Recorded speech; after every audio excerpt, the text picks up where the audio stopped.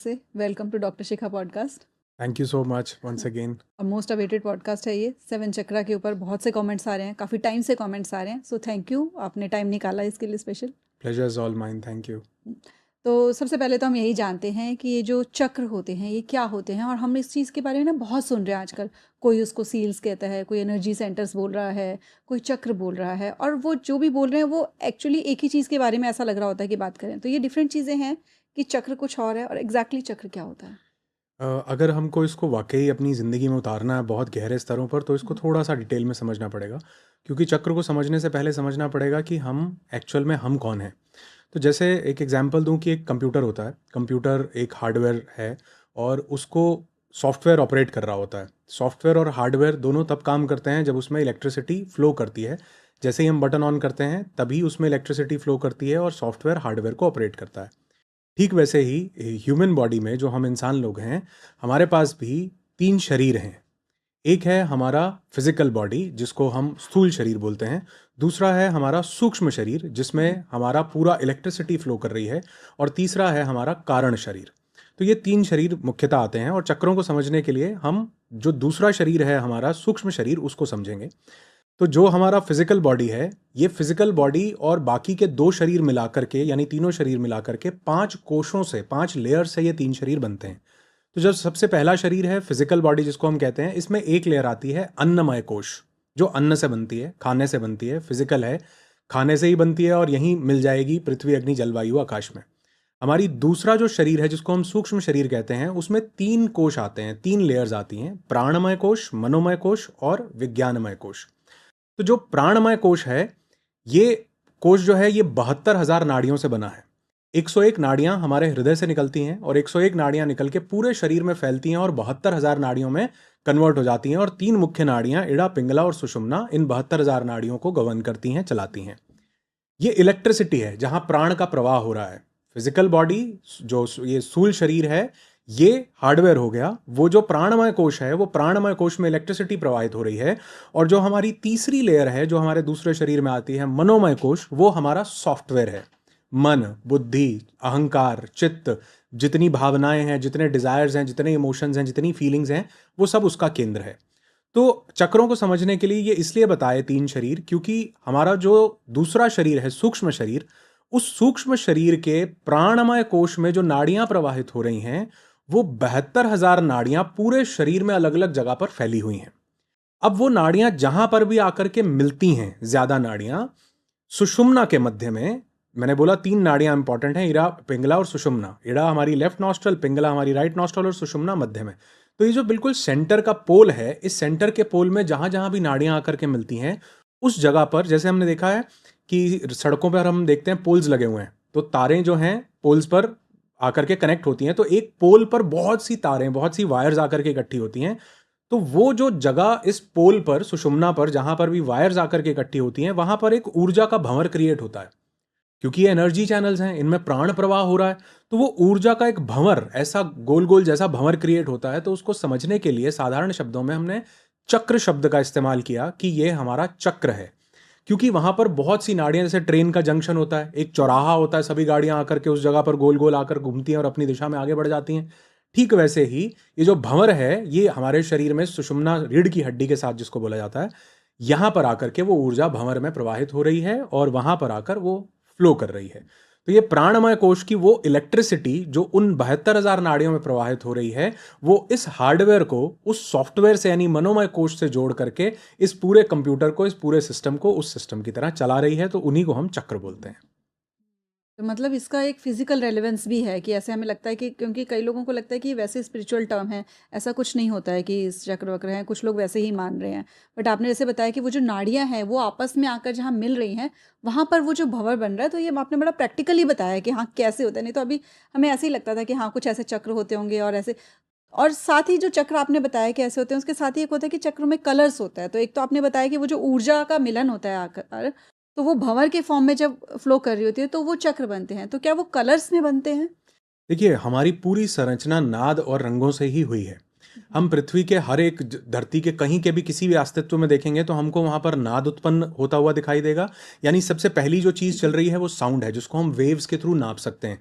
और हम आज क्वांटम फिजिक्स में भी ये बात बोलते हैं कि एवरीथिंग इज एनर्जी। तो अगर हम सूक्ष्म स्तर पर, अगर हम क्वांटा के अंदर भी जाते हैं तो हम वहां पर देखते हैं एनर्जी के पैकेट्स हैं, एनर्जी की वेव्स हैं, एनर्जी की स्ट्रिंग्स हैं। वो एनर्जी की स्ट्रिंग्स क्या हैं? वो नाद है, वो एक साउंड है, वो एक ध्वनि है जिसको हम माप सकते हैं। ठीक उसी प्रकार से देखने वाली जितनी भी सृष्टि है, ये सृष्टि 7 रंगों से मिलकर के बनी है। सूर्य से भी जो किरणें आती हैं वो 7 आती हैं। जब भी हम उसको प्रिज्म के थ्रू देखते हैं, हमारी आंखों में ये कैपेसिटी नहीं है कि हम सूर्य के 7 रंग देख सकें। ठीक उसी प्रकार हमारे आंखों में ये कैपेसिटी नहीं है कि हम शरीर के भी 7 रंग देख सकें। लेकिन जब हम प्रिज्म का इस्तेमाल करते हैं तो हमको सूर्य के 7 रंग दिखाई देते हैं। जब वाष्पीकरण के कारण या और बहुत सी जियोमेट्रिक कंडीशंस के कारण जब इंद्रधनुष बनता है तो हम उसमें भी 7 रंग देख सकते हैं।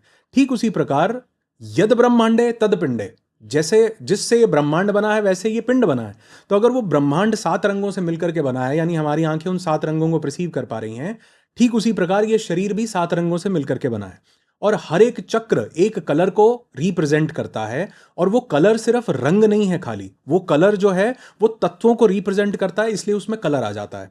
जैसे कभी भी देखो कि जो भी चीज जल तत्व को रिप्रेजेंट करेगी वो उसका कलर अलग होगा, जो चीज अग्नि तत्व को रिप्रेजेंट करेगी उसका कलर अलग होगा, जो चीज वायु तत्व को रिप्रेजेंट करेगी उसका कलर अलग होगा। तो ठीक उसी प्रकार ये पंच तत्वों को रिप्रेजेंट करते हैं कलर्स, हमारे चक्रास। तो इसलिए हर एक चक्र का अपना एक रंग है और हमारी बॉडी की भी रिदम जो है वो उन रंगों से मेंटेन होती है। जैसे पेड़ों की रिदम जो है कलर से मेंटेन हो रही है, धरती पर हर एक चीज की रिदम जो है कलर से मेंटेन हो रही है। ठीक उसी तरह ये जो नाद, ये जो ध्वनि, ये जो वाइब्रेशन, ये जो भंवर जो है चक्रों के माध्यम से हमारे पूरे सुषुम्ना में, हमारे प्राणमय कोश में चक्रों से प्रवाहित हो रहा है, वो कुछ कलर्स से डिनोट किया जाता है ताकि पता चले कि हर एक भावना का एक रंग है, हर एक फीलिंग का एक रंग है और वो चक्र उससे संबंधित है। लेकिन क्योंकि ये स्थूल शरीर में नहीं है, ये फिजिकल बॉडी में नहीं है, जो फिजिकल बॉडी में उसे काट करके देखा जा सकता है, लेकिन जो प्राणमय कोश में है, जो अंदर की लेयर है, उसे काट कर नहीं देखा जा सकता, उसे एक्सपीरियंस किया जा सकता है। जैसे कंप्यूटर है, कंप्यूटर का हार्डवेयर आंखों से देखा जा सकता है, लेकिन क्या सॉफ्टवेयर आंखों से देखा जा सकता है? नहीं। सॉफ्टवेयर में जब इलेक्ट्रिसिटी प्रवाहित होगी तो हार्डवेयर के थ्रू उसको एक्सपीरियंस किया जा सकता है कि हम उस पर काम कर रहे हैं, लेकिन सॉफ्टवेयर कहाँ है? क्या हम उसे पकड़ सकते हैं? क्या हम देख सकते हैं सॉफ्टवेयर किस जगह स्टोर्ड है? नहीं। ठीक उसी तरह ये सॉफ्टवेयर है और ये कहाँ स्टोर्ड है, ये एक अनुभव का एक्सपीरियंस है, ये काट कर देखने का एक्सपीरियंस नहीं है। तो ठीक वैसे ही वो चक्रों का जो कलर्स थे उनका अनुभव योगियों ने किया, और आज जो भी व्यक्ति उस ध्यान को करता है वो उन रंगों को अनुभव करता है। तो बहुत अच्छे से आपने ना स्टार्टिंग में, क्योंकि मुझे ऐसा लग रहा है कि बहुत अच्छे से क्लैरिटी मिल रही है, क्योंकि मैं चाहती थी, क्योंकि आपसे अच्छा मुझे नहीं लग रहा था कि कोई इसको एक्सप्लेन करेगा चक्र को। तो आप बहुत अच्छे से शुरुआत से आपने बताया। पहले तो ये हमें बहुत क्लियर हुआ कि चक्र होते कैसे हैं। दूसरा आपने क्लियर किया कि वो 5 तत्वों को रिप्रेजेंट कर रहे होते हैं, इसलिए कलर होता है। ऐसा नहीं होता कि हाँ फिल इन द कलर्स हो रहा है सिर्फ। तो इसी से आगे बढ़ते हुए एक, क्योंकि अभी हम बेसिक उसको कवर कर रहे हैं, तो जो चक्र होते हैं, आपने कहा 5 तत्वों को रिप्रेजेंट करते हैं, लेकिन हमने सुना है 7 चक्र होते हैं। और कई स्पिरिचुअल ट्रेडिशंस कहते हैं कि 6 चक्र होते हैं और एक ऊपर होता है, मतलब अलग अलग बताते हैं। तो एक्चुअल चक्र होते कितने हैं? देखो, ये बहुत ही गहरा और बहुत ही समझने लायक प्रश्न है, बहुत अच्छा प्रश्न है। इसमें हर एक साधक ने, हर एक एक्सपीरियंस जिसने किया, उसने इसको अलग अलग टर्मिनोलॉजीज दी, लेकिन वो मुख्यतः 2 टर्मिनोलॉजीज में बढ़ती हैं, जिसमें सबसे पहले तो 6 चक्रों की बात की जाती है। क्योंकि जिस चक्र मैप को हम लोग फॉलो करते हैं, हम लोग खुद भी हम अपने रिट्रीट में प्रैक्टिस करवाते हैं और ज़्यादातर लोग प्रैक्टिस करते हैं, वो 6 चक्र हैं। 6 चक्रों को, जिसका सबसे बड़ा हमें जो वर्णन मिलता है वो षट चक्र निरूपम में मिलता है। षट चक्र निरूपम एक ऐसा ग्रंथ है जो चक्रों के बारे में पूरी डिटेल व्याख्या देता है। इससे पहले चक्रों की बहुत सी व्याख्या हुई हैं, तंत्र में भी, हठ योग में भी, योग के बहुत से क्षेत्रों में भी, लेकिन उसका एक डिटेल्ड मैप हमको षट चक्र निरूपम ने दिया। तो अब षट चक्र निरूपम का नाम देखो, षट का मतलब 6, चक्र का मतलब वो सेंटर्स, और निरूपम का मतलब उसकी व्याख्या, उसकी डेफिनेशन। तो षट चक्र निरूपम ने 6 चक्र बताए: मूलाधार, स्वाधिष्ठान, मणिपुर, मणिपुर हमारा तीसरा चक्र, चौथा हमारा अनहद जो हमारे हृदय के हार्ट के पास होता है, पांचवा हमारा विशुद्धि कंठ के पास यहां पर होता है, छठा हमारा आज्ञा या आजना चक्र जो यहां थर्ड आई के पास होता है। तो ये 6 चक्र हैं बेसिकली। इनमें इड़ा, पिंगला, सुषुम्ना 3 नाड़ियों का प्रवाह हो रहा है, और इड़ा पिंगला हर चक्र को भेद कर क्रिस क्रॉस करके ऊपर की तरफ उठ रही है।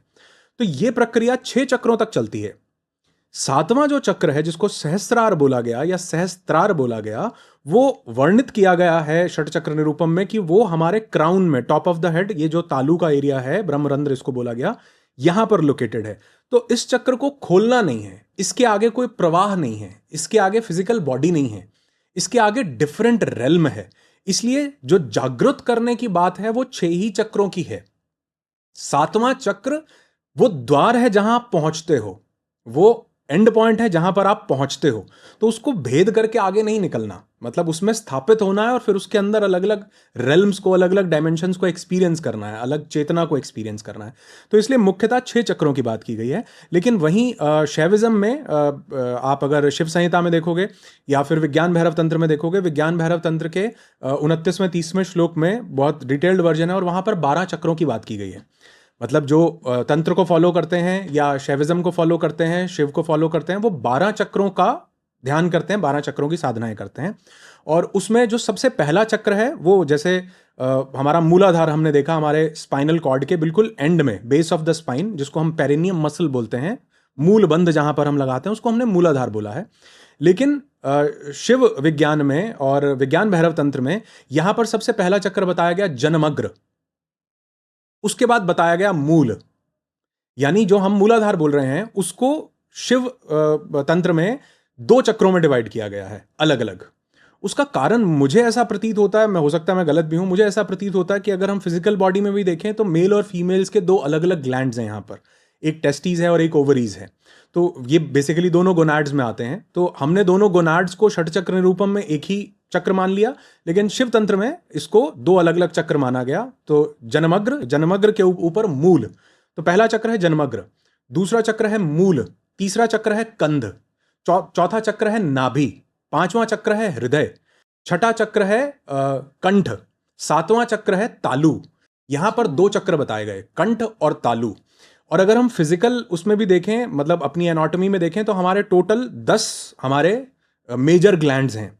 और ठीक वैसे ही चक्र भी शिव संहिता के हिसाब से 10 मेजर चक्र बॉडी में और 2 उसके बाहर बताए गए, तो टोटल मैं 12 ले रहा हूं। तो यहां पर हमारा चक्र आता है कंठ और कंठ के साथ तालु। और अगर आप देखो 2 ग्लैंड्स क्या हैं यहां पर, थायराइड ग्लैंड और पैराथायराइड ग्लैंड, 2 ग्लैंड्स हैं जो यहां पर लोकेट करते हैं। तो यहां पर कंठ, कंठ के बाद तालु, तालु के बाद भ्रूमध्य, भ्रूमध्य के बाद ललाट, ललाट के बाद यहां पर हम इस ललाट, यहां पर भी 2 चक्र बताए गए और हमने यहां पर षट चक्र निरूपम के हिसाब से 1 चक्र लिया है, आज्ञा चक्र। लेकिन अगर हम फिजिकल बॉडी में देखें तो 2 ग्लैंड्स आते हैं, पिनियल ग्लैंड, पिट्यूटरी ग्लैंड। और शिव चक्र, शिव संहिता के हिसाब से, विज्ञान भैरव तंत्र के हिसाब से यहां पर 2 चक्र लिए गए, भ्रूमध्य और ललाट। उसके ऊपर फिर एक और चक्र लिया गया जिसको बोला गया ब्रह्मरंध्र, जिसको हमने 6 चक्र, 7 चक्रों की व्याख्या में हमने इसको सहस्त्रार बोला है। लेकिन शिव दर्शन में यहां पर इसको 3 चक्रों से डिनोट किया गया है। यहां पर 3 चक्र क्या है, एक है हमारा ब्रह्मरंध्र, ब्रह्मरंध्र के ऊपर शक्ति और शक्ति के ऊपर व्यापिनी।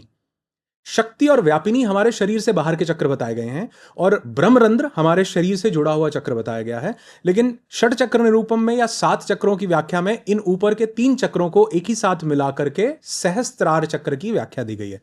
अब ये मैंने क्यों समझाया और इसका कारण क्या है। दिल्ली से मुंबई जाना है, दिल्ली से मुंबई जाना और वहां तक जाने का रास्ता मैटर करता है। हम रास्ते में कितने चेक पॉइंट्स बनाएंगे ये मेरी अपनी पर्सनल चॉइस है। आप जा रहे हो सकता है आप 4 पड़ाव लो, आप 4 चेक पॉइंट्स बनाओ, और हो सकता है मैं वहां पर 10 चेक पॉइंट्स बनाऊं। तो कश्मीरी शैविज्म में या शिव तंत्र में, विज्ञान भैरव तंत्र में जो व्याख्या की जा रही है वो 12 चक्रों की जा रही है, लेकिन रोड वही है, मैप वही है, पहुंचना वही है। एक चक्र को 2 टुकड़ों में बांटा गया है, कई जगह 3 उसमें बांटा गया है। तो हमारे शरीर में ऐसा माना जाता है कि बहुत से चक्र हैं, लेकिन मुख्यतः इन 6 चक्रों के माध्यम से हम ध्यान करते हैं, साधना करते हैं, बैलेंस करते हैं। और 7वां चक्र वो सहस्त्रार, या अगर विज्ञान भैरव तंत्र की माने तो ब्रह्मरंध्र, शक्ति और व्यापिनी, ये उसमें इंक्लूड होते हैं। तो मेजरली 6 चक्र या 12 चक्रों की व्याख्या है। 6 को ही 12 में तोड़ दिया गया है और वो जो 7वां चक्र है वो हमारा स्थान है जहां पर उस चेतना को कुंडली रूप में जो मूलाधार में व्याप्त है उसको वहां पहुंचना है। बिल्कुल, तो जैसे कि आपने बहुत अच्छे से एक्सप्लेन किया कि कौन से 6 होते हैं और कौन से 12 होते हैं। तो हम 6 को मेजर लेकर चलेंगे, क्योंकि आपने कहा कि वो जो हैं वो उसी में ही चेक पॉइंट्स हैं और वो उसमें कवर हो जाते हैं, कवर। हमें मेजर उनके ऊपर फोकस करना है। अब जब हाँ चक्रों पे फोकस करने की बात होती है, तो आपने भी जैसे बोला, अब जब हम ध्यान करते हैं और उनके अंदर अपनी ऊर्जा को बढ़ाते हैं, तो सबसे पहले मेरे मन में ये सवाल आ रहा था कि वो जो हम ऊर्जा को बढ़ाते हैं, क्योंकि आपने शुरू में बोला कि वहाँ पर नाड़ियों का मिलन होता है और वहाँ पर जो ऊर्जा है वो आपस में वो बनती है, वो भंवर के फॉर्म में होती है। तो क्या ये बचपन से होती है और आगे चलते-चलते जो है ये ऊर्जा के ऊपर हमें फिर काम करना पड़ता है कि हर किसी को ही काम करने की ज़रूरत होती है? बहुत अच्छा प्रश्न है। जैसे हमारा घर होता है, तो अगर हम घर को एक बार साफ कर दें, तो क्या हमें दोबारा साफ करने की ज़रूरत होती है? बिल्कुल होती है। क्यों? क्योंकि कुछ दिन बाद हम फिर से वहाँ कुछ काम कर रहे हैं, हम फिर से वहाँ कुछ रख रहे हैं, सामान रख रहे हैं, बच्चे खेल रहे हैं, खाना खा रहे हैं, तो फिर से वहाँ कुछ मेस क्रिएट हो जाएगा और हमको रोज़ अपने घर को व्यवस्थित करने की, झाड़ू-पोछा करने की, सफाई करने की ज़रूरत होती है। ठीक उसी प्रकार जो हमारे ये 3 शरीर हैं, ये तीनों शरीर लगातार एक्टिव हैं।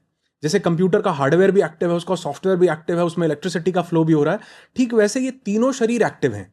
तो रोज प्रतिरोज हमको हमारे भावनाएं कुछ उत्पन्न हो रही हैं, हमारा प्राण रोज के बेसिस पर चल रहा है। तो किसी दिन प्राण बाधित हो गया, किसी दिन हम स्ट्रेस में आ गए, तो हमारी सांस, कहते हैं ना, चले वाते चलम चित्तम निश्चले निश्चलम भवेत, जो वात जिस प्रकार चल रही है चित्त उसी प्रकार चलता है, और चित्त जिस प्रकार चलता है वात उसी प्रकार चलती है। तो किसी दिन चित्त डिस्टर्ब हो गया, मन डिस्टर्ब हो गया, मन के डिस्टर्ब होने से वात डिस्टर्ब, वात यानी प्राण जो चल रहे हैं, प्राण कहाँ चल रहे हैं? 72,000 नाड़ियों में, उन चक्रों में प्रवाहित हो रहे हैं।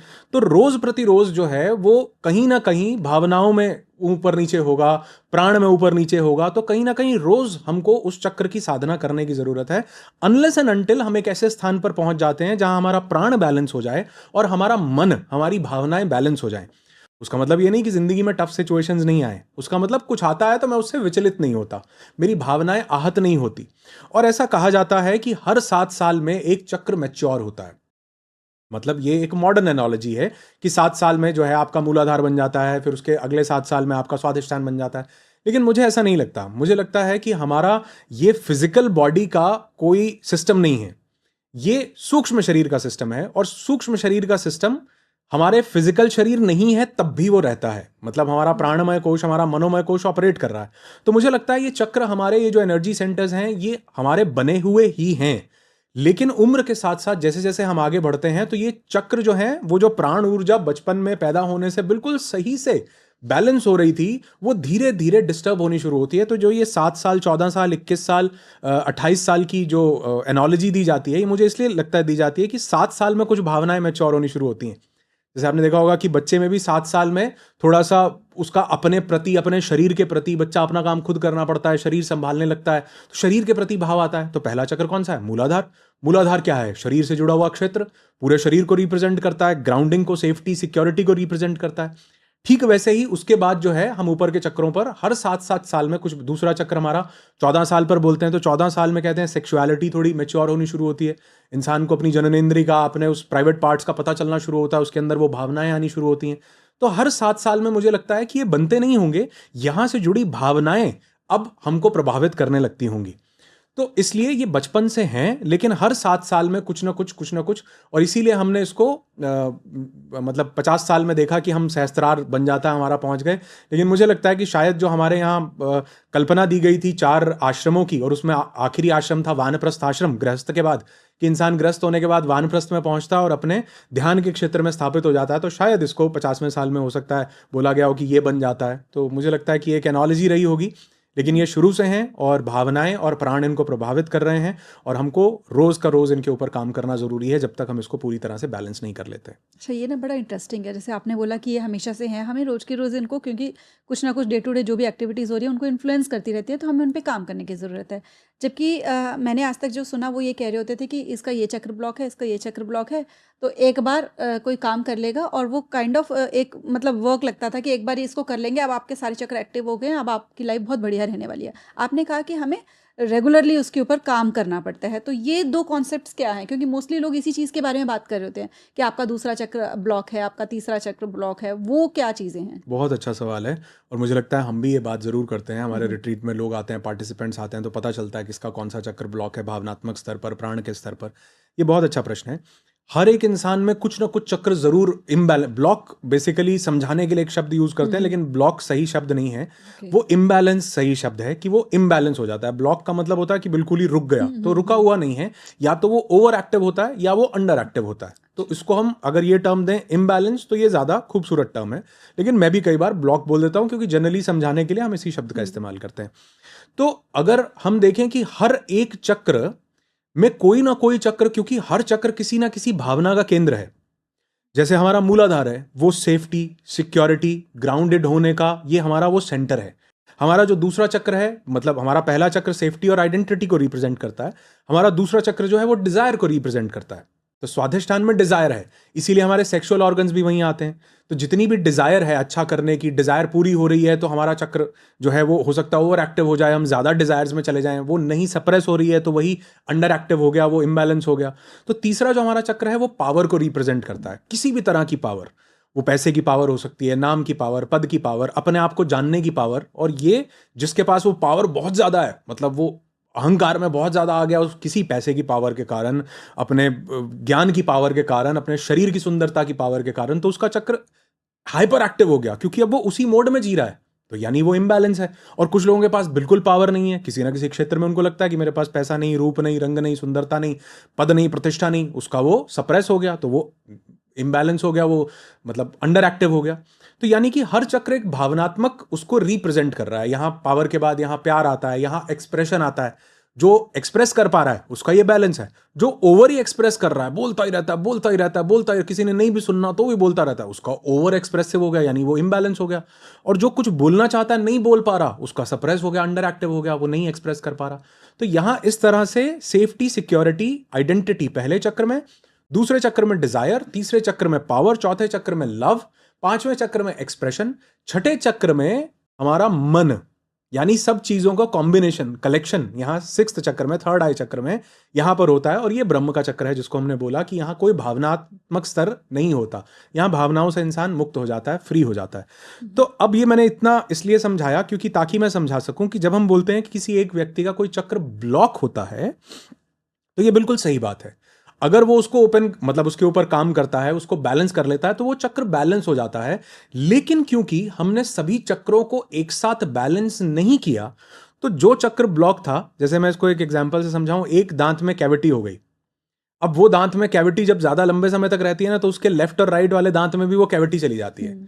ठीक उसी प्रकार जब मेरा हृदय चक्र ब्लॉक रहता है, तो मेरा विशुद्धि और मेरा मणिपुर चक्र भी इससे प्रभावित हो जाता है। अब मैंने हृदय चक्र को बैलेंस किया, लेकिन मणिपुर और विशुद्धि को बैलेंस नहीं किया, तो कुछ दिनों बाद ये जो मणिपुर और विशुद्धि गड़बड़ थे, ये फिर से मेरे हृदय चक्र को इम्बैलेंस कर देंगे। तो यानी मैंने उस चक्र को बैलेंस किया, मेरा सब ठीक हो गया, लेकिन कुछ दिन बाद भावनाओं ने मुझे फिर से वापस खींच लिया। तो इसलिए जरूरी है कि एक चक्र के ऊपर काम करना अच्छी बात है, चक्र को इम्बैलेंस से बैलेंस में लाना अच्छी बात है, लेकिन उसके साथ साथ पूरे चक्रों की साधना, ताकि ये चक्र बैलेंस करते करते इसके नीचे और इसके ऊपर का जो चक्र है, भंवर है, वो भी भंवर बैलेंस हो, ताकि हम एक ऐसे स्थान पर पहुंच सकें जहां पर हम कुछ समय के बाद, इसलिए कहा जाता है 90 दिन या 180 दिन लगातार सप्त चक्र ध्यान या चक्र ध्यान हमें करना चाहिए, ताकि हर एक चक्र बैलेंस हो और फिर किसी एक चक्र के ऊपर काम करने की जरूरत ना पड़े। बहुत अच्छे से आपने समझाया है ये कि सारे चक्रों का इम्बैलेंस होने का एक्चुअल मीनिंग क्या होता है। एक बीच में हार्ट चक्र रह गया था और मोस्टली लोगों को हार्ट चक्र से रिलेटेड रहता है कि हमारा, क्योंकि क्योंकि आपने कहा ब्लॉक वर्ड यूज़ नहीं करना, वर्ड यूज़ किया जाता है मोस्टली ये कि हार्ट चक्र ब्लॉक है, हार्ट चक्र ब्लॉक है।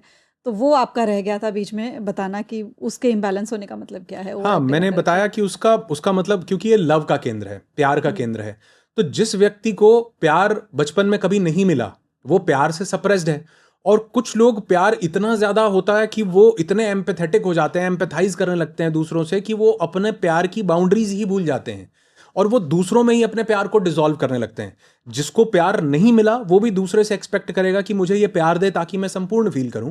और जो बहुत ज्यादा उसका चक्र एक्टिव है, वो दूसरों को प्यार बांटता रहेगा, बांटता रहेगा, और जिस चक्कर में वो अपनी बाउंड्रीज को भूल करके उसको हर्ट मिलेगा, क्योंकि वो इतना प्यार बांटेगा तो वो एक्सपेक्ट भी करेगा कि मुझे वापस प्यार मिले। तो वो कहीं ना कहीं ओवर एक्टिव और अंडर एक्टिव इस कैटेगरी में काउंट होता है हमारा हार्ट चक्र। लेकिन मुझे लगता है कि वो व्यक्ति जो अपने हृदय में स्थापित हो जाए, जो प्यार अपने आप से करने लगे, जो प्यार अपने अंदर ढूंढने लगे, बाहर कहीं नहीं ढूंढने लगे, वो अपने हार्ट चक्र को बैलेंस करता है। और फिर उसके चाहे बचपन में प्यार मिला हो, न मिला हो, वो ज्यादा बांट रहा हो, नहीं बांट रहा हो, अपने से प्यार करने से वो चक्र आपका बैलेंस होता है। उस लव को महसूस करने से वो प्यार जो है आपका हार्ट चक्र बैलेंस होता है। तो ये हार्ट चक्र भी ओवर एक्टिव, अंडर एक्टिव हो जाता है। तो बहुत अच्छे से आपने बताया है, और जिनको भी अब लग रहा है एक बार नोट कर लेना या पॉज करके पॉडकास्ट को और लिख लेना कि कौन से चक्र के इम्बैलेंस होने का क्या मतलब होता है, ताकि आप डिटेल में आइडेंटिफाई कर सको कि कौन सा आपको लग रहा है कि आपका चक्र इस टाइम पे इम्बैलेंस है, ताकि आगे अभी अब जो हम पॉडकास्ट में डिस्कस करने वाले हैं कि कैसे हर चक्र पे काम करना है ताकि वो एनर्जी का फ्लो प्रॉपर बना रहे, वो हम कैसे करेंगे। तो अब अब हम एक-एक चक्र के बारे में जानेंगे कि कैसे हमें उसे बैलेंस करना है। लेकिन उससे पहले मैं एक चीज़ जानना चाहती थी कि आपने बोला कि इमोशनल लेवल पे हमारी कई चीज़ें होती हैं, भावनात्मक लेवल पे कई चीज़ें होती हैं, जिसकी वजह से वो इम्बैलेंस क्रिएट होता है। हमने पावर का नाम लिया और सारी चीज़ें आपने इमोशन रिलेटेड बताई। लेकिन हमने कई जगह ये पढ़ा और सुना है कि अगर हमारे चक्र में जो एनर्जी है उसका इम्बैलेंस हो जाता है, तो उसकी वजह से ही जितनी भी हमारी बीमारियाँ हैं, वो मैनिफेस्ट हो जाती हैं शरीर में। तो क्या ऐसा भी होता है? इसका जवाब हाँ भी है और ना भी, क्योंकि इसको जो व्यक्ति समझेगा वो इसको ज़रूर हाँ बोल पाएगा और जो नहीं समझेगा उसके लिए ये ना है। तो इसलिए समझाने का प्रयास करता हूँ। जैसे हम देखें कि हमारे जितने भी चक्र हैं वो चक्र क्यों बने, क्योंकि ऊर्जा के बहुत सारे नाड़ियाँ जो थी, जो एनर्जी चैनल्स थे, वो चैनल एक जगह पर आकर इकट्ठे हो रहे हैं और वहाँ पर एक भंवर क्रिएट हो रहा है ऊर्जा का। पहला तो ये। दूसरा, उस जगह पर क्योंकि प्राणमय कोश में वो नाड़ियां हैं, जो प्राणमय कोश की नाड़ियां भंवर पैदा कर रही हैं, और वो जो भंवर पैदा हो रहा है, उस भंवर के पैदा होने से वहां पर कुछ भावनाएं भी पैदा हो रही हैं। क्योंकि हर नाड़ी जो काम कर रही है, कुछ नाड़ियों का कॉम्बिनेशन जब हमारे मूलाधार में आकर के मिलता है तो एक अलग भावना उत्पन्न होती है। और कुछ नाड़ियों का कॉम्बिनेशन, 72,000 नाड़ियां हैं, कुछ नाड़ियों का कॉम्बिनेशन जब हृदय में आकर के भंवर क्रिएट करता है तो वहां अलग भावना पैदा होती है।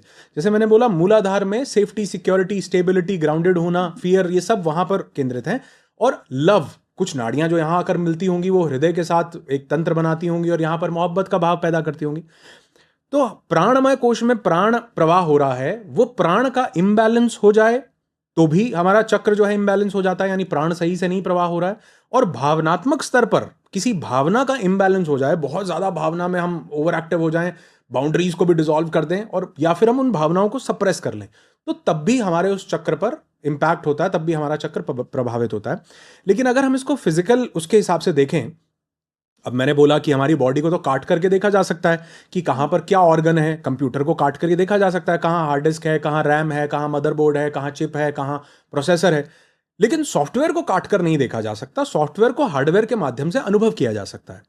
ठीक वैसे ही इस फिजिकल शरीर को अगर हम काट करके देखते हैं तो हमें चक्रों के हिसाब से ही 7 मेजर ग्लैंड्स, षट चक्र निरूपम के हिसाब से देखें अगर हम, और अगर हम विज्ञान भैरव तंत्र के हिसाब से देखें तो टोटल 12 सब ग्लैंड्स मिलाकर के टोटल 12 ग्लैंड्स हमें मिलते हैं।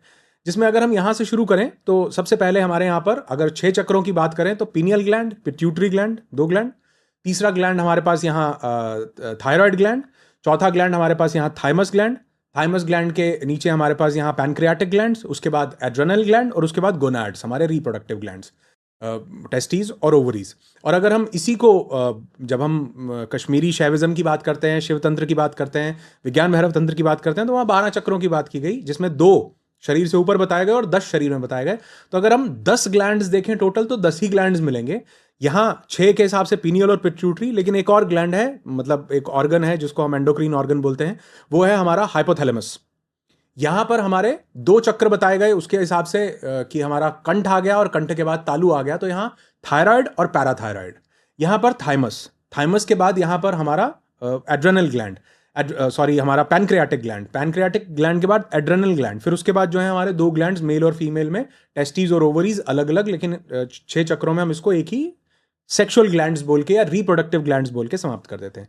तो देखो, ये कोई मतलब कोइंसिडेंस कैसे हो सकता है कि जहां जहां पे चक्र हैं, जितने जितने चक्र हैं, वहां वहां पर ही ग्लैंड्स हैं। और हमारी बॉडी को केमिकली गवर्न कौन कर रहा है? मतलब पूरी बॉडी में हम बोलते हैं कि हम केमिकल बीइंग हैं, हम केमिकल से चल रहे हैं, प्रोटीन बन रहा है, सारा पूरा प्रोसेस केमिकल से हो रहा है, हैप्पी केमिकल्स रिलीज हो रहे हैं, नेगेटिव केमिकल्स रिलीज हो रहे हैं। तो ये केमिकल्स रिलीज कौन कर रहा है? कौन इनको गवर्न कर रहा है? ये कर रहे हैं हमारे ग्लैंड्स। अगर हमारे केमिकल्स ही शरीर में रिलीज नहीं होंगे तो हम, ये शरीर का जो तंत्र है, ये तंत्र चल ही नहीं पाएगा। और देखो, क्या ये कोइंसिडेंस हो सकता है कि जहां जहां पे चक्र हैं वहां वहां पे ही ग्लैंड्स हैं फिजिकल बॉडी में?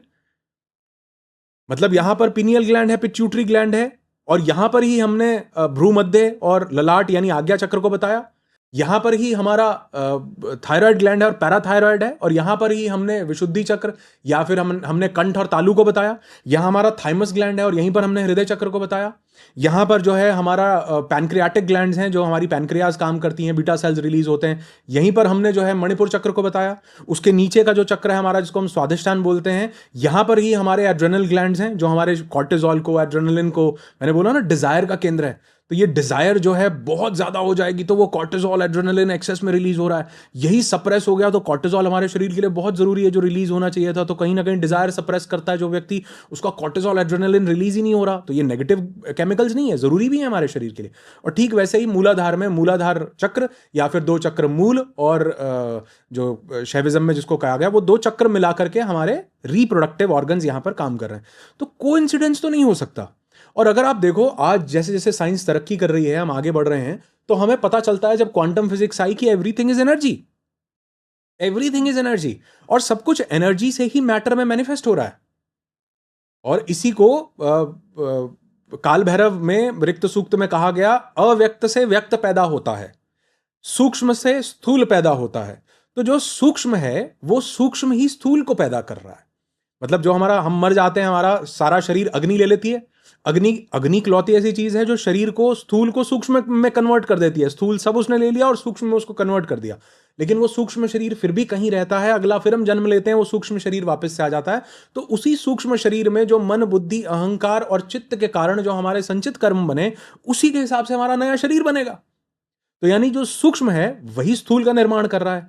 अब ये इसलिए समझाया क्योंकि यहां समझ आ सके कि ये जो सूक्ष्म शरीर में चक्र हैं यही हमारे स्थूल शरीर का निर्माण कर रहे हैं, यही हमारे स्थूल शरीर को डिकोड कर रहे हैं, यही हमारे स्थूल शरीर को चला रहे हैं। तो अगर हमारे प्राण ऊर्जा का किसी चक्र में इंबैलेंस है या भावनात्मक स्तर पर हमारे चक्रों में कहीं पर भी इंबैलेंस है, तो वो इंबैलेंस धीरे धीरे शरीर में दिखने लगता है।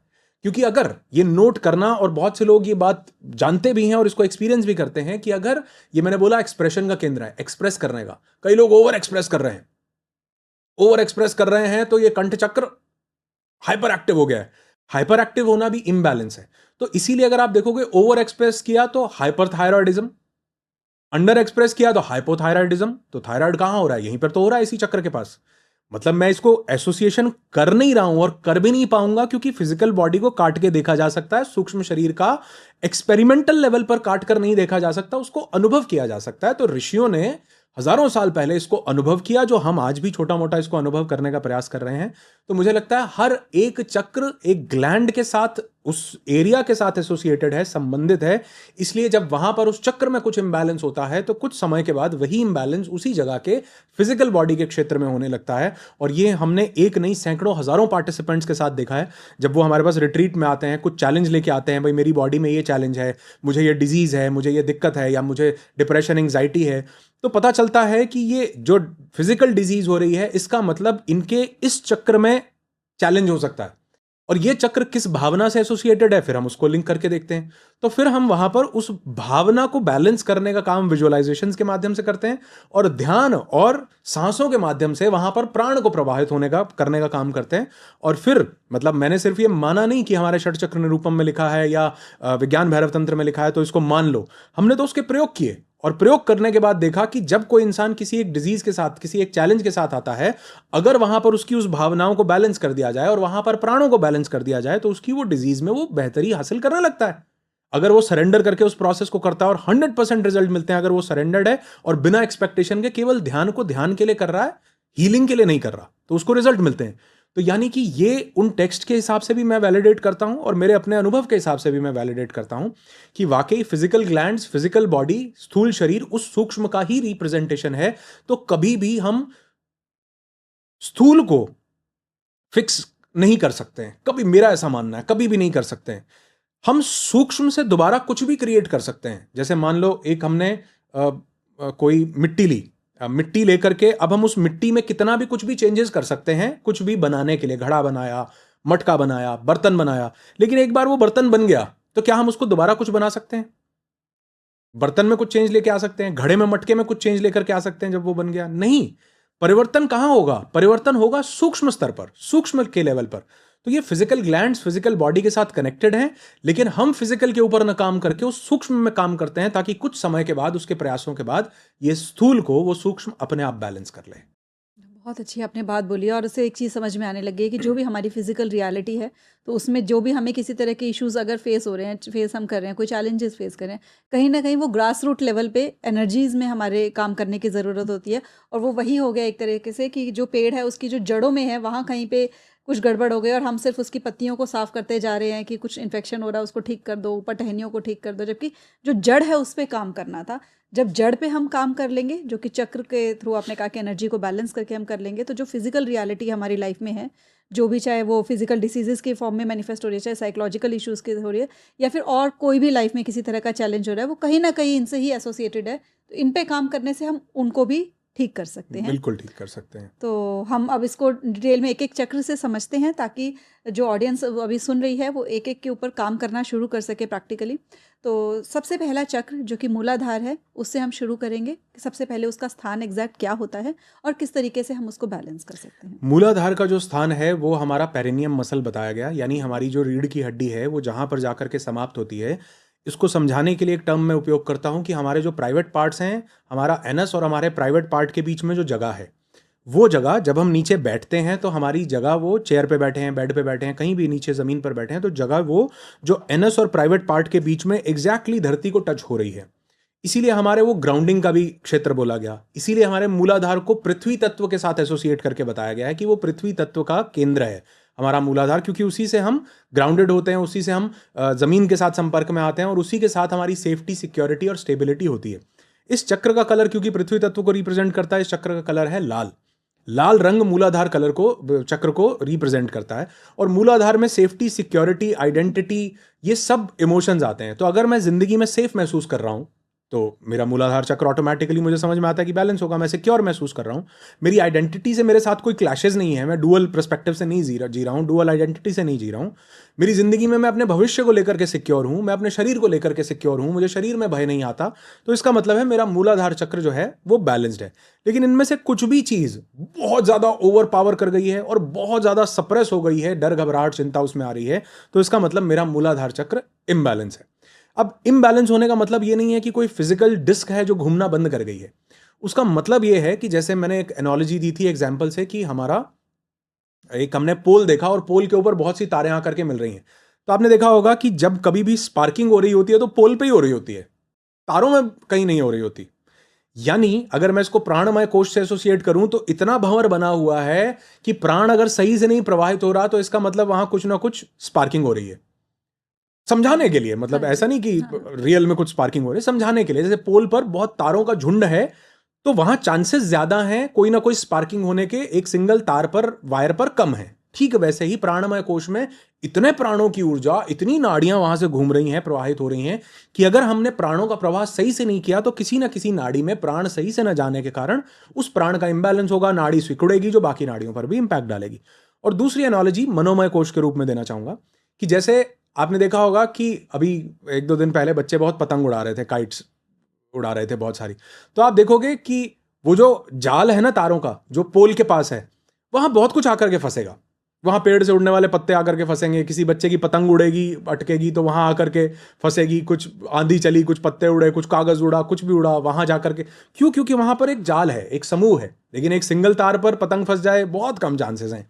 एक सिंगल तार पर कोई पत्ते फंस जाए, चांसेस ही नहीं है, जीरो है। लेकिन वहां समूह है। ठीक उसी तरह भावनात्मक स्तर पर भी वो जो चक्र है, कोई ना कोई भावना आकर के वहां आकर के फंस जाती है, क्योंकि उससे हम प्रवाहित नहीं हो पा रहे। तो ठीक वैसे ही मूलाधार में सेफ्टी, सिक्योरिटी, स्टेबिलिटी, ग्राउंडेड होना, जिंदगी में आगे बढ़ने का हमारे पास मौका नहीं मिल पा रहा है, या मैं बहुत ही आगे अपने फ्यूचर को लेके फ्यूचरिस्टिक हो रहा हूं और मेटेरियलिस्टिक बहुत ही ज्यादा चीजों में जा रहा हूं और मुझे लग रहा है कि मैं ये, तो वो ओवर पावर, अंडर पावर हो जाता है। कलर इसका लाल है, पेरिनियम मसल इसका स्थान है।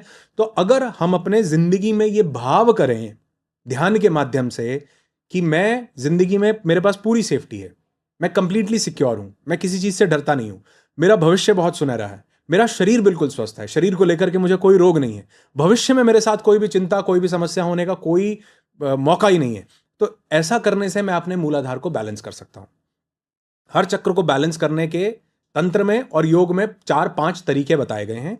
एक है भाव के माध्यम से, तो मूलाधार को मैं भाव के माध्यम से भी बैलेंस कर सकता हूं, और हम रिट्रीट में बोलते भी हैं भाव ही भगवान है, भाव ही सबसे बड़ी चीज है। तो भाव अगर मैं करता हूं कि मेरे चक्र में सब कुछ बैलेंस है और उस एरिया पर मैं ध्यान लगाता हूं तो मेरा चक्र बैलेंस होता है। दूसरा है श्वास के माध्यम से। अगर मैं सांसें लेता हूं और अपने भाव करता हूं कि ये सांसें मेरे मूलाधार चक्र को प्रभावित कर रही हैं और उसको एक्सपैंड कर रही हैं और उस जगह को प्रभावित कर रही हैं, तो मैं उसको सांसों के माध्यम से प्रभावित कर सकता हूं।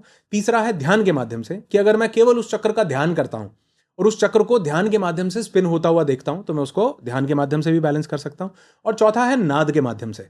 नाद मतलब ध्वनि, कि अगर मैं एक स्पेसिफिक ध्वनि का उच्चारण करता हूं तो हर एक ध्वनि एक चक्र से एसोसिएटेड दी गई और उसके उनको बोला गया बीज मंत्र। बीज क्या होता है? बीज पैदा होता है और वहां से वृक्ष बनता है। ठीक उसी प्रकार हमारे सूक्ष्म शरीर में अगर हम ये जो बीज रूप में सब भावनाएं और प्राण सब पड़ा है, यही वृक्ष बन के हमारा शरीर बनता है, बीमारी बनता है, सेहत बनता है। तो अगर हम उन बीज मंत्रों का उच्चारण करें तो मूलाधार का बीज मंत्र है लम। लम। भ्रामरी में जैसे हम हमिंग करते हैं, बेसिकली ये हमिंग ही है, लेकिन इस हमिंग के पहले ल शब्द का उच्चारण करने से ये हमिंग का केंद्र मूलाधार बन जाता है। तो ये हमिंग मूलाधार चक्र में जाती है। जैसे अलग अलग मुद्राएं लगाएं तो सांस अलग अलग जगह जाती है। ये मुद्रा लगाने से सांस अलग जगह जाएगी, ये मुद्रा लगाने से सांस अलग जगह जाएगी। ठीक वैसे ही जो हम हमिंग कर रहे हैं, हम ल लगाने से ये हमारे मूलाधार चक्र में जाकर के स्पंदित होगी और मूलाधार को बैलेंस करेगी। तो 4 माध्यम से बेसिकली मेजर हम इसको रिट्रीट में भी लोगों के साथ बैलेंस करते हैं और एक व्यक्ति इसको बैलेंस कर सकता है। मूलाधार के बारे में ये पूरी की पूरी कहानी है। तो जो आपने बीज मंत्र बताया कि लम का उच्चारण करना है, तो अगर कोई इसको उच्चारण करने के थ्रू मेडिटेशंस में भी करे, ध्यान में भी करे, और साथ ही अगर कोई बीज मंत्र का उच्चारण करना चाहता है तो उसका मतलब क्या तरीका क्या होगा और कितनी बार उस मंत्र का उच्चारण करना है? खाली पेट करना है कि रात को करना है कि सुबह करना है, कैसे बहुत करना है? बहुत अच्छा सवाल है। जब हम चक्र के कोई भी अलग ध्यान कर रहे हैं, साधना कर रहे हैं, या श्वास के माध्यम से या ध्यान के माध्यम से हम चक्रों को बैलेंस कर रहे हैं, उस समय पर हम बीज मंत्र का उच्चारण नहीं करते हैं, क्योंकि उस समय हम एक अलग प्रक्रिया को फॉलो कर रहे हैं, हम एक अलग रूट को फॉलो कर रहे हैं। हम सांसों को फॉलो कर रहे हैं, या फिर हम ध्यान को फॉलो कर रहे हैं, या फिर हम विजुअलाइजेशन के थ्रू भाव कर रहे हैं। वो एक अलग माध्यम है।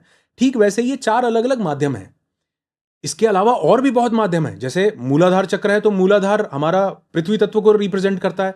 तो अगर लोग पृथ्वी के साथ कनेक्शन एस्टैब्लिश करें, नंगे पांव जमीन पर चलें, पहाड़ को टच करें, पहाड़ पर चलें, रेत पर चलें, मिट्टी पर चलें, घास पर चलें, तो ये पृथ्वी तत्व जब बैलेंस होगा तो मूलाधार अपने आप बैलेंस होगा। तो ध्यान मार्ग बहुत सारे हैं, मतलब बहुत अलग अलग मार्ग हैं। उनमें से एक मार्ग है बीज मंत्र का उच्चारण करना, वहां पर नाद को लेकर के जाना और नाद उस जगह को बैलेंस करे। तो इसको किसी भी ध्यान के साथ, पहली बात तो आपके प्रश्न में जो आया, किसी के साथ एसोसिएट नहीं करना कि हम मूलाधार चक्र का ध्यान कर रहे हैं, कलर स्पिन कर रहे हैं और साथ में हम लम का उच्चारण कर रहे हैं। नहीं, हमको केवल जब हम नाद का उपयोग कर रहे हैं तो नाद का ही उपयोग करना है, और हमको मूलाधार का ध्यान करते हुए कि वो किस जगह पर है, सांस गहरी लेनी है और लम का उच्चारण करते हुए उस मूलाधार चक्र को ध्यान में रखना है। ये जो नाद है ये 3 मिनट तक कम से कम होना चाहिए। इसीलिए मैं बोलता हूं कि 7 चक्रों का अगर आप साधना कर रहे हैं, ध्यान कर रहे हैं, तो 21 मिनट का ये नाद मूलाधार से लेकर के स्वादिष्टान तक, लम वम रम जैसे सब मंत्र होते हैं, बीज मंत्र, 3-3 मिनट सबको करना चाहिए। लेकिन कई बार कुछ लोग ये भी बोलते हैं कि मैं किसी एक चक्र पे ज्यादा काम करना चाहता हूं, तो मैं उनको बोलता हूं कि फिर आप सप्त चक्र ध्यान करो, सांसों के माध्यम से चक्रों को बैलेंस करो, या फिर भाव के माध्यम से चक्रों को बैलेंस करो। लेकिन उसके साथ चक्र बैलेंस करने से पहले आपको जो चक्र इम्बैलेंस लगता है उसके बीज मंत्र का उच्चारण कर लो 3 मिनट। तो अगर मुझे लगता है मैं जिंदगी में सेफ्टी को लेकर बहुत चिंतित हूँ, सिक्योरिटी को लेकर, आइडेंटिटी मेरी क्रैश हुई रहती है बिल्कुल ही, मैं बिल्कुल भी अपनी जिंदगी में फ्यूचर को लेकर के सर्टेन नहीं हूँ, मैं बहुत ज्यादा डरा रहता हूँ, मेरा इसका मतलब मूलाधार ब्लॉक है। तो आप सप्त चक्र का ध्यान करेंगे, चक्र साधना करेंगे, सांसों के माध्यम से करेंगे, लेकिन उसको करने से पहले 3 मिनट आंखें बंद करके लम का उच्चारण करेंगे। अब अगर ये खाली पेट हो तो सबसे अच्छा। खाली पेट होने से हमारी ऊर्जा को, प्राण को प्रवाह करने के लिए स्पेस मिलता है, और हमारे पेट को यानी हमारे शरीर को भी डाइजेस्टिव सिस्टम में एंगेज होने का मौका नहीं मिलता। अदरवाइज पेट भरा हुआ है तो डाइजेस्टिव सिस्टम और शरीर का जो पूरा तंत्र है वो डाइजेशन में एंगेज्ड है। खाली पेट करना इसलिए अच्छा है क्योंकि शरीर और सूक्ष्म शरीर और कारण शरीर सब तीनों एक साथ अवेलेबल हैं। तो खाली पेट इसको सबसे पहले सुबह सुबह कर सकते हैं, लेकिन दिन में कभी भी करो, 2 घंटे खाना खाए हो गए तो भी कर सकते हो। उस चक्र के बीज मंत्र का उच्चारण करो, और उसके बाद जो है आप चक्र ध्यान, चक्र साधना या सांसों के माध्यम से चक्रों को बैलेंस करना है वो कर सकते हैं।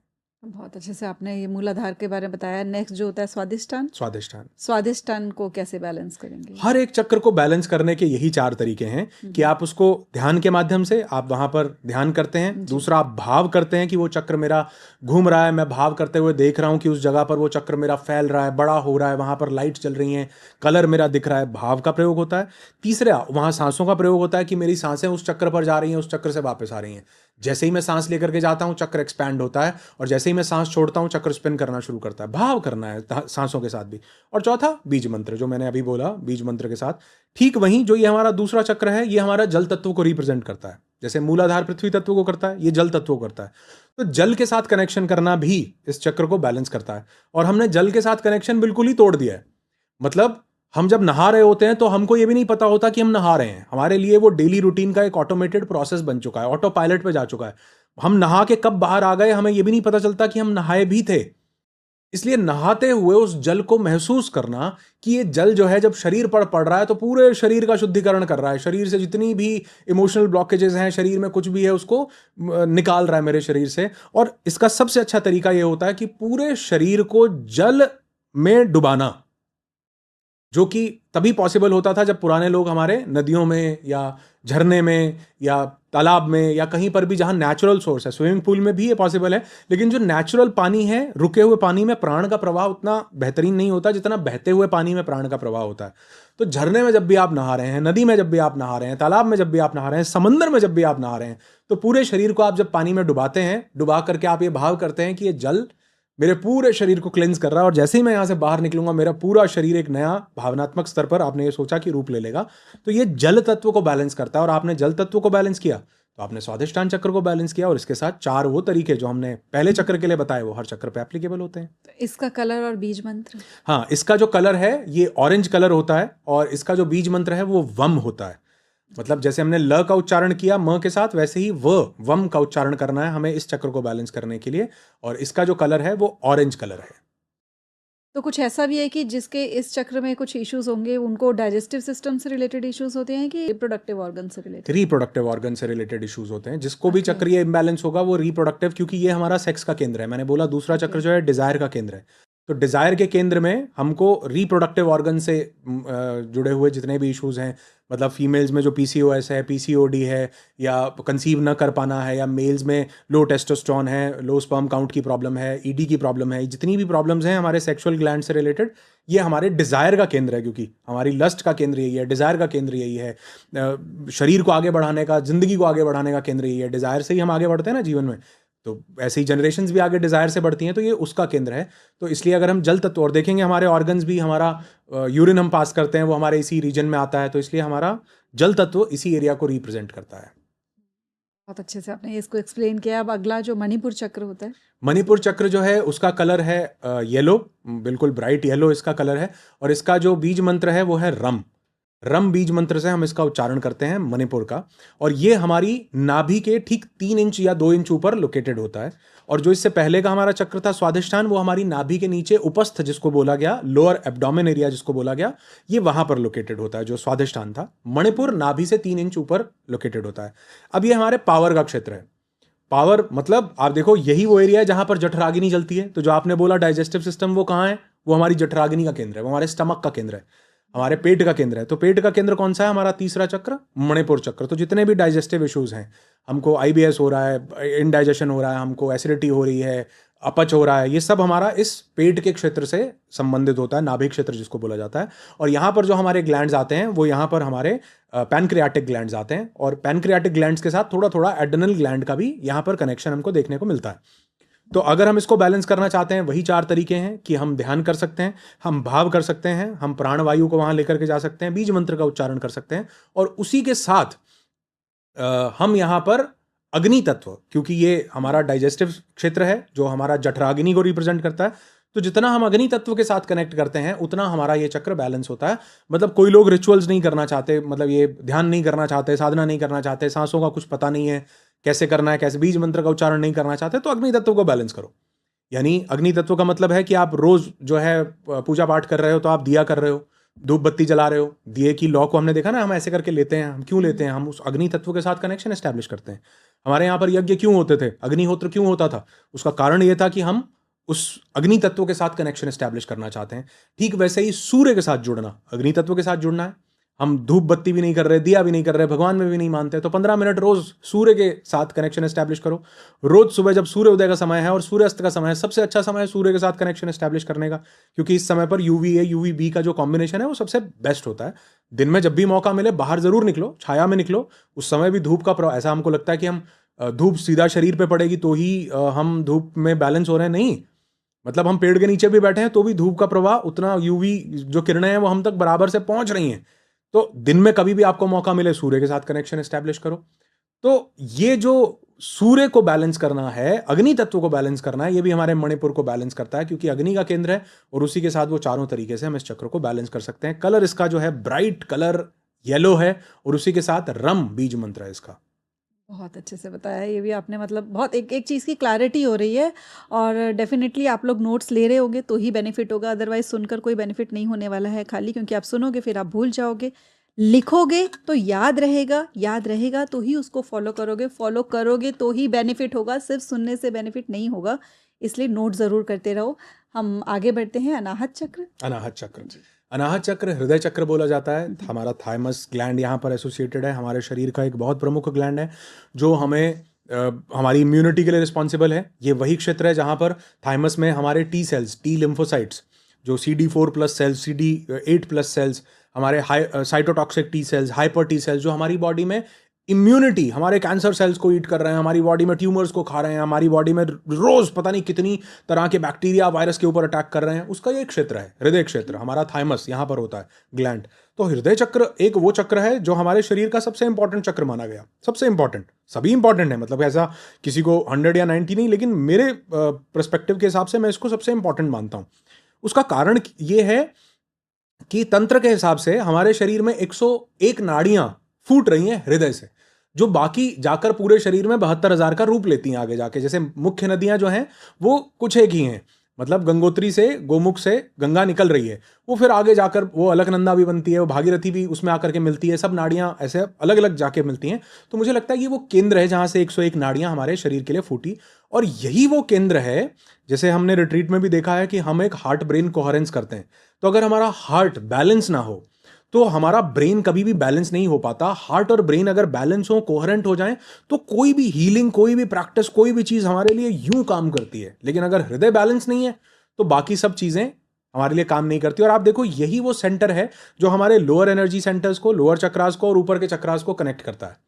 मतलब कोई चक्र अच्छा या बुरा नहीं है, लेकिन ऐसा माना जाता है कि जो लोअर चक्रास हैं ये हमारे शरीर के साथ सेफ्टी, स्टेबिलिटी, हमारे सर्वाइवल मोड के साथ कनेक्टेड हैं, और जो ऊपर के चक्रास हैं ये हमारे लव, हैप्पीनेस और हीलिंग और ब्लिस के साथ कनेक्टेड हैं। और इन 3 नीचे के चक्र और 3 ऊपर के चक्रों को जोड़ने का काम कर रहा है हमारा हृदय चक्र। इसीलिए लोअर 3 चक्रास जब बैलेंस होते हैं तो बाकी चक्रास को बैलेंस करना बहुत ज्यादा आसान हो जाता है, क्योंकि अब हमने अपने हृदय के साथ उनको कनेक्ट करके बैलेंस कर लिया। तो ये स्थान है हमारे हृदय का। रंग है इसका हरा, ग्रीन कलर को रिप्रेजेंट करता है। तो जितनी भी चीजें ग्रीन आप एसोसिएट नेचर में कर पाओ, पेड़ के साथ, पत्तों के साथ, हरी किसी भी चीज के साथ, हरी सब्जियों के साथ, तो जब हरे कलर को आप अपनी बॉडी में बैलेंस करते हो तो भी ये चक्र बैलेंस होने लगता है।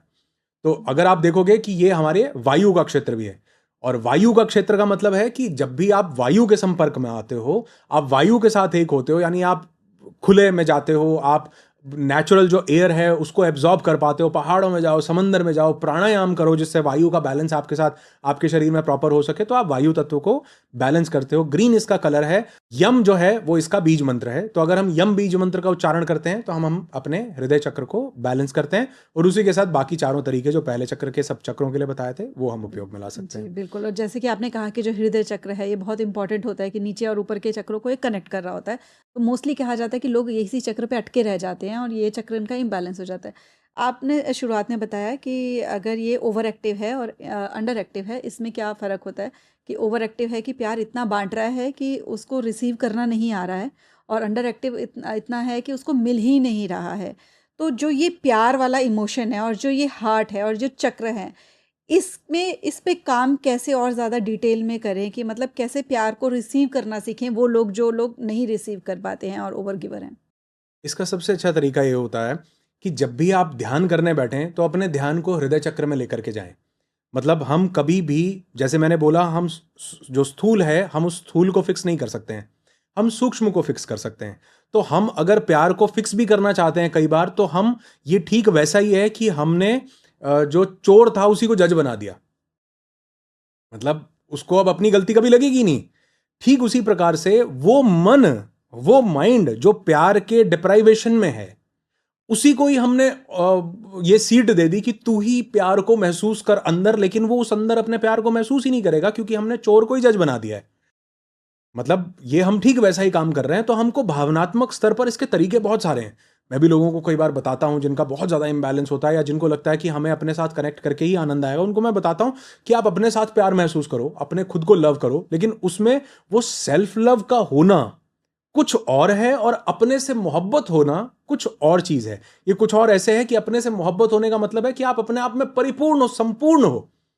मतलब आप कोई वैलिडेशन तब किसी दूसरे से सीख नहीं कर रहे हो, और इसमें आप किसी दूसरे की निंदा भी नहीं करते हो कि तुम मुझे वैलिडेशन नहीं दे रहे हो तो तुम कौन हो, मैं अपने आप में संपूर्ण हूं, ये अहंकार है। मतलब वो न किसी की निंदा करता है, न किसी से वो एक्सपेक्ट करता है, वो अपनी मौज में मस्त है। वो कब मस्त होता है? जब उसका हृदय चक्र सूक्ष्म रूप से बैलेंस होता है। तो सूक्ष्म रूप से बैलेंस करने का मतलब है कि आप अपने हृदय चक्र पर ध्यान लेकर के जाएं, अपनी सांसों को लेकर के जाएं हृदय चक्र पर, और ऐसा भाव करें कि यहां जा रही हैं, यहां पर एक ग्रीन कलर की बहुत बड़ी लाइट जो है वो एक्सपैंड कर रही है, और फिर आप अपनी सांसों को यहां से वापस छोड़ रहे हैं। फिर आप सांसों को लेकर के जा रहे हैं, हर एक सांस के साथ इस हृदय चक्र का जो साइज है ग्रीन कलर का वो बढ़ता जा रहा है। थोड़ी थोड़ी देर में आप देखेंगे आपकी पूरी बॉडी को ग्रीन कलर ने घेर लिया हुआ है। आपके आसपास का जितना भी स्पेस है ग्रीन कलर ने इसको ऑक्यूपाई कर लिया हुआ है। तो ये सूक्ष्म रूप से आपके हृदय चक्र को बैलेंस करने का तरीका है।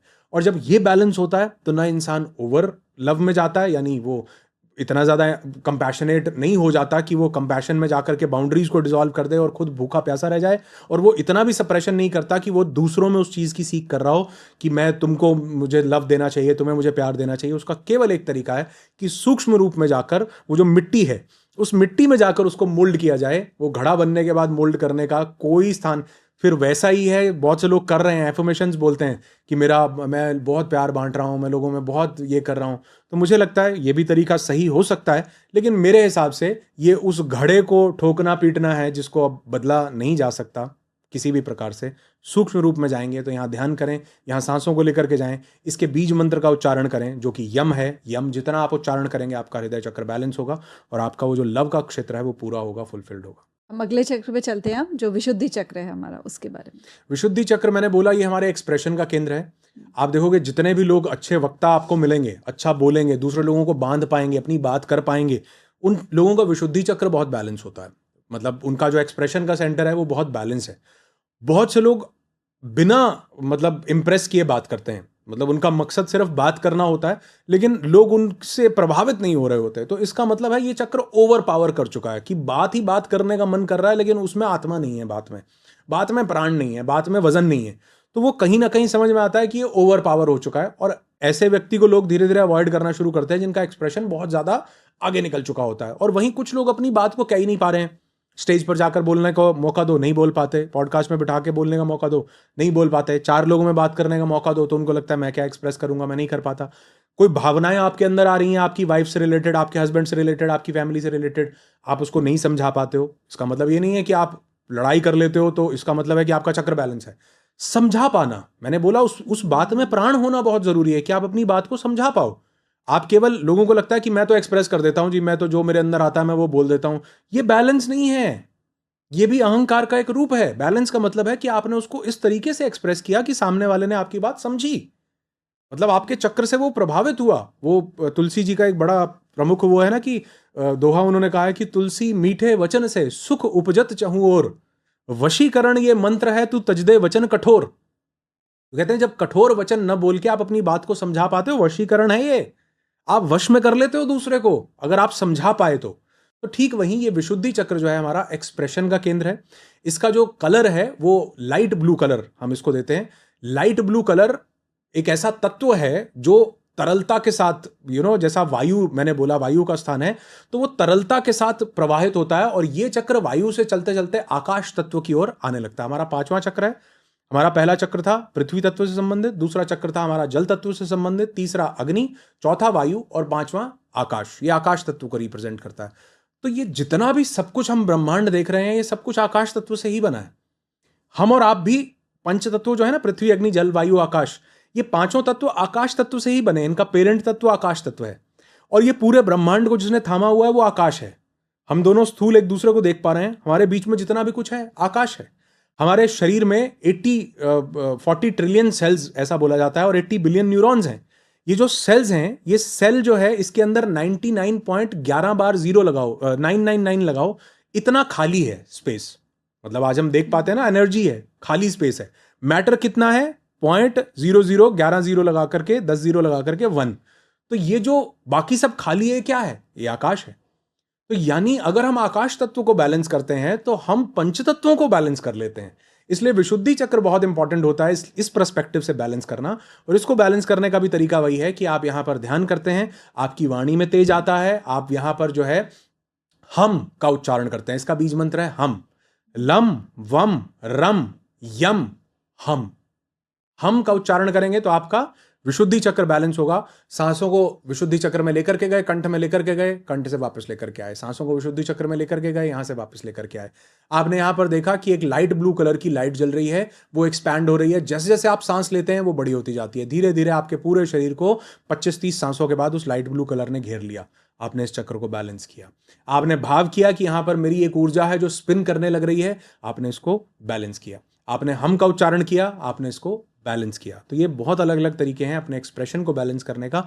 और आप देखोगे किसी व्यक्ति को आप कितना भी बोलो कि तू कॉन्फिडेंट हो जाए यार, कॉन्फिडेंट से बोल, आप उसको मोटिवेट करो, कुछ भी करो, उसके अंदर कॉन्फिडेंस नहीं आएगा। लेकिन अगर वो यहां पर केवल ध्यान करे और इन 4 तत्वों का प्रयोग करे और आकाश के साथ एक कनेक्टिविटी एस्टैब्लिश करे, खुले आकाश में समय बिताए, उस परम सत्ता की आराधना करे। मतलब बहुत से लोग जो भगवान की आराधना करते हैं उनका भी आकाश तत्व बैलेंस हो जाता है, जो भक्ति करते हैं उनका भी आकाश तत्व बैलेंस हो जाता है। तो इसमें से कोई भी प्रयोग करे, आकाश तत्व बैलेंस हो, तो आप देखोगे उसकी वाणी में खाली बातें नहीं है, बातों में प्राण है, बातों में आत्मा है, बातों में तेज है, बातों में वशीकरण है, किसी दूसरे व्यक्ति को बांध लेने की इच्छा है, वो यहाँ कंठ तत्व से आता है। तो इस प्रकार से हम इस विशुद्धि चक्र को बैलेंस कर सकते हैं।